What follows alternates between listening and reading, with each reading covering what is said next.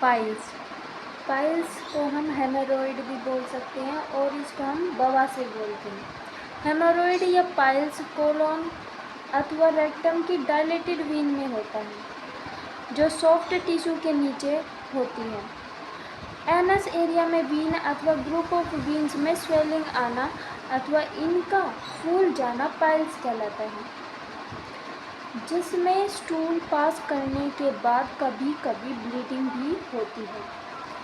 3 प्रकार के हेमोरॉइड्स या पाइल्स होते हैं।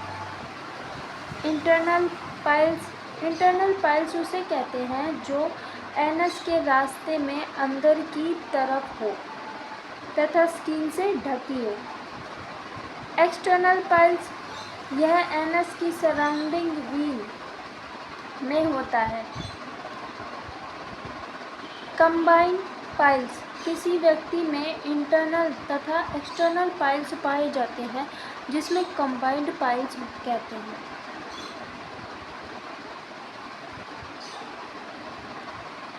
कोजेज, क्या कारण है पाइल्स होने के?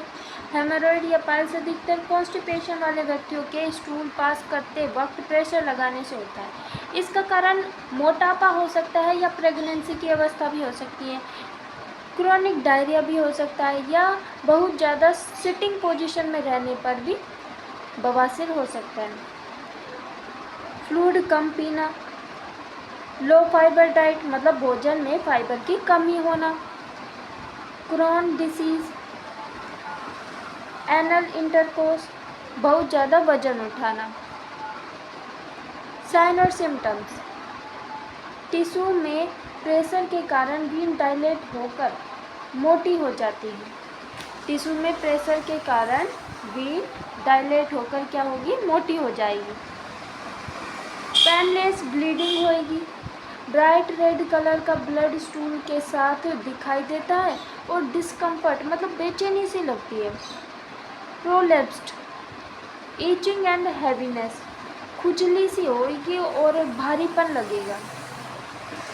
Severe pain at anus region, severe pain होगा एनस रीजन में।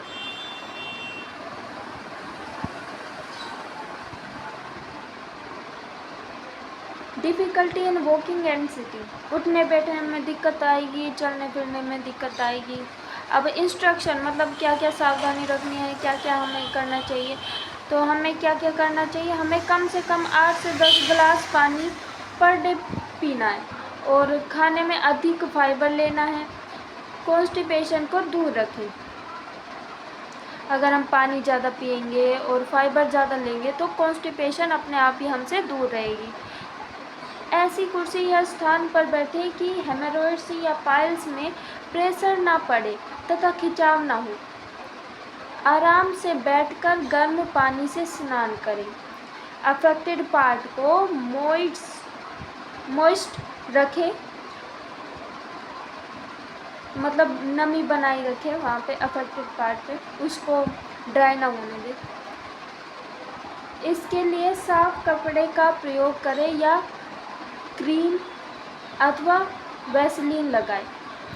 अधिक से अधिक अनाज फाइबर खाएं। अब ये तो हमने पढ़ लिए इंस्ट्रक्शन, अब हमें पढ़ना है ट्रीटमेंट। तो गैस कम करने के लिए तो भाई हम देंगे ओमेप्राजोल। ये भूखे पेट हमें सुबह शाम खाने से पहले देनी है। फिर हम अगर ओमेप्राजोल नहीं देना तो रेबेप्राजोल दे सकते हैं। ये भी भूखे पेट सुबह शाम खाने से पहले देनी है। कॉन्स्टिपेशन को दूर करने के लिए सिरप आती है एक लूज लैक्टुलोज सॉल्यूशन होता है, जिसमें इसको 15 से 20 ml रात को सोते वक्त देना है।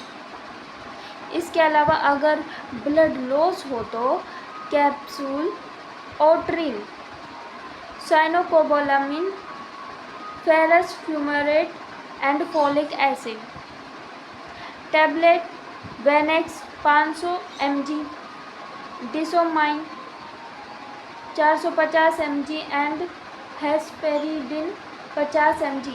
इसकी 2 गोली सुबह दोपहर शाम 3 दिन तक तथा इसके बाद 2 गोली सुबह शाम अगले 3 दिन तक तथा एक एक गोली अगले 15 दिनों दी जानी चाहिए।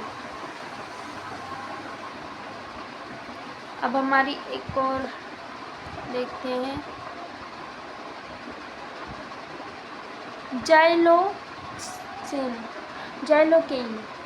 जाइलोकेन 2% जेली लिग्नोकेन हाइड्रोक्लोराइड को स्टूल पासिंग से 10 से 15 मिनट पहले रेक्टम मलद्वार में लगा ले, जिससे स्टूल पास करते समय दर्द नहीं होगा। तो क्या लगाना है हमें? Xylocaine 2% jelly. ओके।